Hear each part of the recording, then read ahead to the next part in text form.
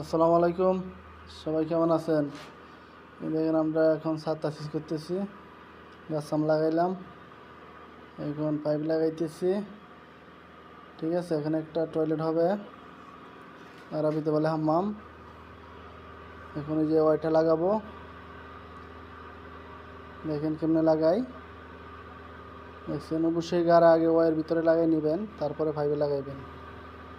ঠিক আছে, এই যে ওয়াইটা লাগাইতেছি।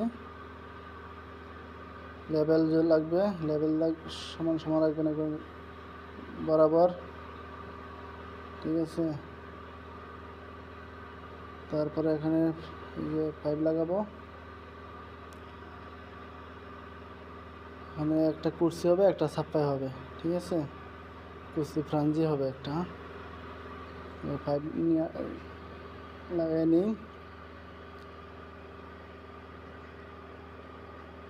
দেখেন পাইপ লাগানো শেষ। ঠিক আছে, এখন আমরা কোয়ারিয়া বলি, এটা ছাপ্পাইয়া, ওটা লাগাবো। ঠিক আছে,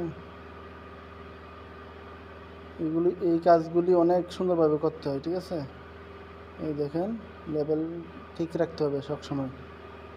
ঠিক আছে, এগুলো ডালাইয়ের ভিতর চলে যাবে, এই কাজগুলি ভালোভাবে করতে হবে। ঠিক আছে, যে এখন কোয়া লাগাবো, এটা হবে কুর্সি ফ্রাঞ্জি।